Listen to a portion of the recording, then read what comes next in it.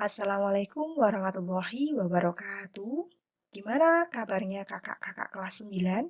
Pasti masih tetap semangat ya. Nah, hari ini kita akan belajar tentang IPA. Nah, IPA-nya apa? Kita masih melanjutkan materi yang kemarin ya. Jadi, kita membahas tentang kemagnetan part 1. Nah, sekarang kita membahas tentang kemagnetan part 2, di mana ini adalah materi tentang induksi elektromagnet. Nah, apa sih induksi elektromagnet? Nah, dan seperti apa? Terus kita lihat di selanjutnya. Nah, sebelumnya kita review dulu ya teman-teman. Jadi kemarin kita sudah bahas tentang apa itu magnet, terus jenis-jenis magnet dan lain sebagainya. Nah, hari ini akan kita bahas atau kita review dulu cara pembuatan magnet. Ada berapa cara pembuatan magnet? Ya, cara pembuatan magnet ada 3. Oke, yang pertama adalah dengan cara digosok. Yang kedua adalah dengan cara diinduksi atau didekatkan. Yang ketiga adalah dengan cara dialiri listrik. Kemarin kita sudah bahas 2, yaitu menggosok dan induksi. Maka kita hari ini akan membahas tentang dialiri listrik. Namun, perlu kita review lagi nih teman-teman. Yang pertama yaitu dengan cara menggosok. Misalkan ini ada sebuah batang besi, di mana bagian besi yang digosok magnet akan menjadi kutub magnet. Nah, untuk contohnya, misalkan di sini ada sebuah batang besi P dan Q digosokkan dengan magnet batang dengan kutub utara dan selatan. Nah, pada peristiwa ini, ujung P itu adalah tersentuh magnet dengan kutub S atau selatan. Maka, P dan Q ketika jadi magnet, ujung P akan menjadi kutub selatan dan ujung Q akan menjadi kutub utara. Nah, kemudian yang kedua adalah induksi atau mendekatkan.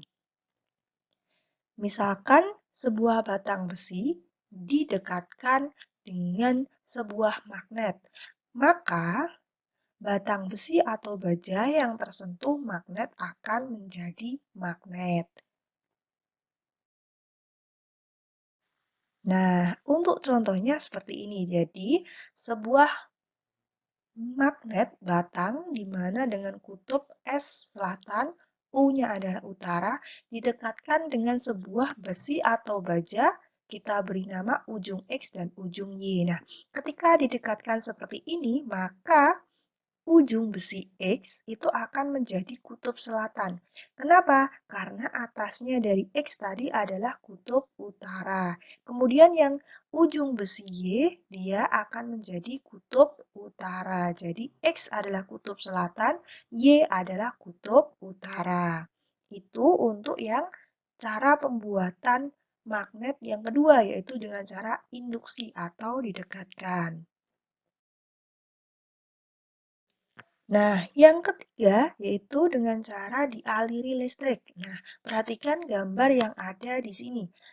Di sini ada sebuah batu baterai atau baterai sebagai sumber tegangan DC, kemudian ada sebuah paku dan ada lilitan. Ketika paku ini dililiti sebuah arus listrik, maka paku ini akan jadi magnet yang dapat menarik besi-besi kecil atau benda-benda yang dapat ditarik oleh magnet. Nah, kumparan yang dialiri listrik akan menimbulkan medan magnet di dalam kumparan, sehingga batang besi atau baja akan menjadi magnet.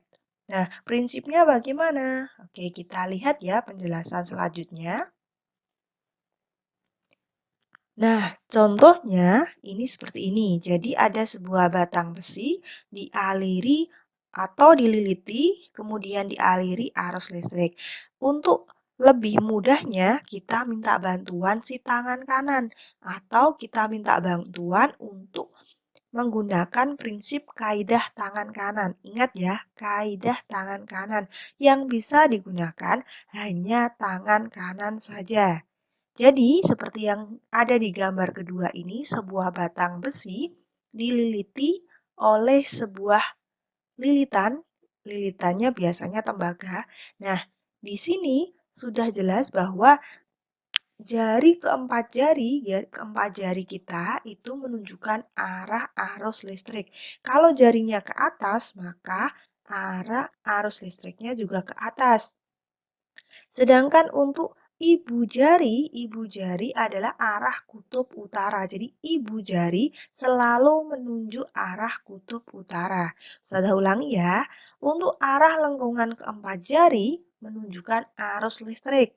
Sedangkan untuk ibu jari menunjukkan arah kutub utara. Nah, untuk lebih jelasnya, kita langsung ke contoh soalnya saja ya.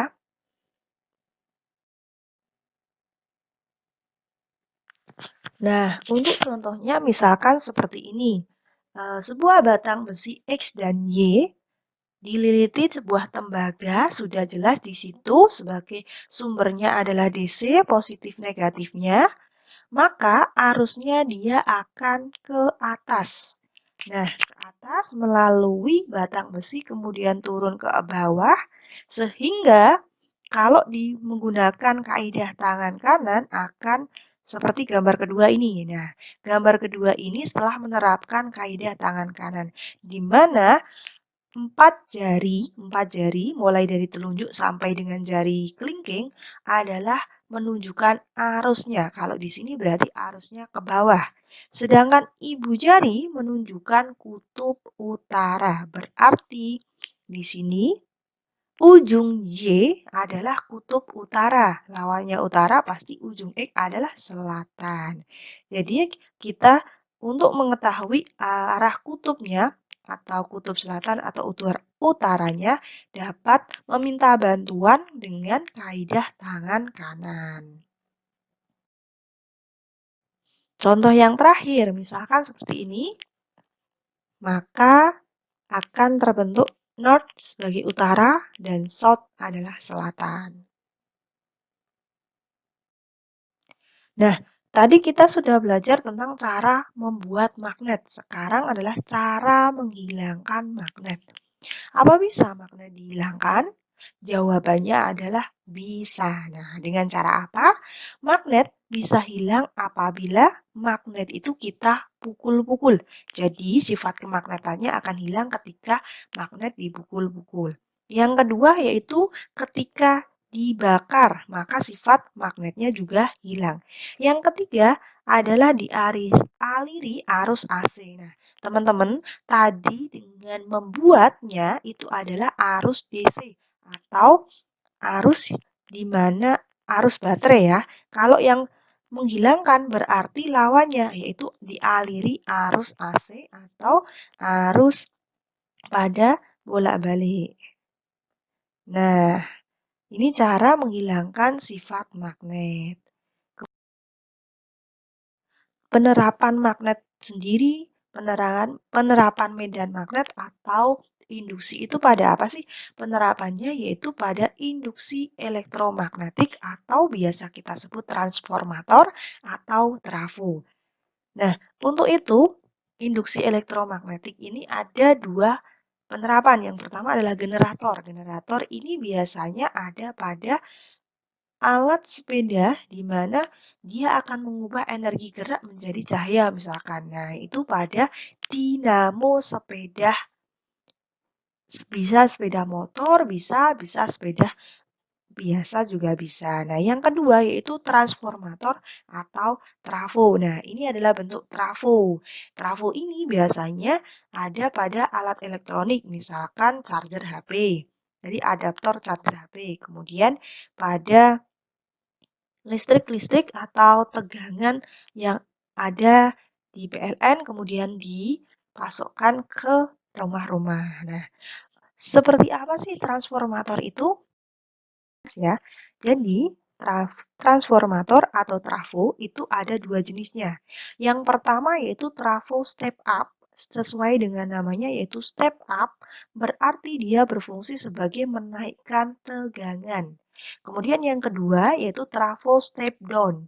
Down ini adalah turun, berarti trafo step down ini fungsinya adalah menurunkan tegangan. Nah, gimana sih penerapannya trafo itu dalam kehidupan sehari-hari?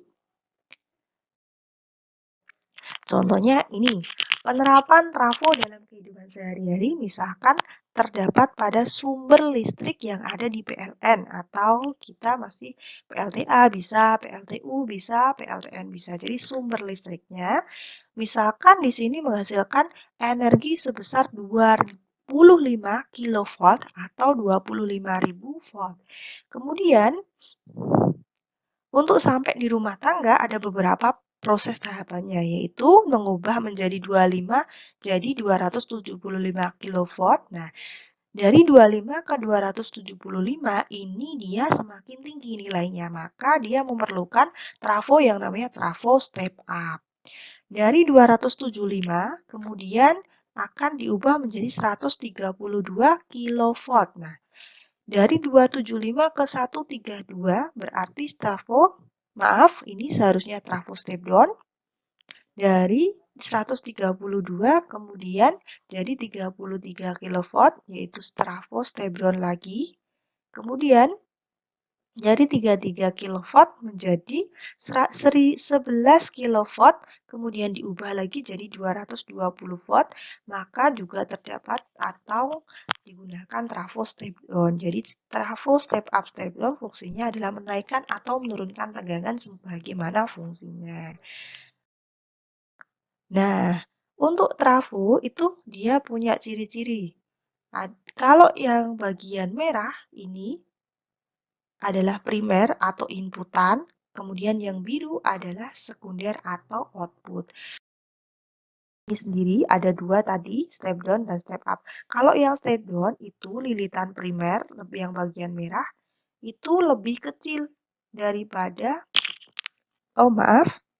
lilitan primer lebih besar daripada lilitan sekunder. Tegangan primer lebih besar dari tegangan sekunder, arus primer kurang dari arus sekunder. Jadi yang namanya step down itu sekundernya lebih besar kecuali yang arus. Itu yang step down. Ya, untuk memahami materi ini atau belum, maka please join quizzes. Kodenya nanti akan dibagikan. Terima kasih atas waktunya dan semoga bermanfaat ilmunya tadi. Saya akhiri. Wassalamualaikum warahmatullahi wabarakatuh.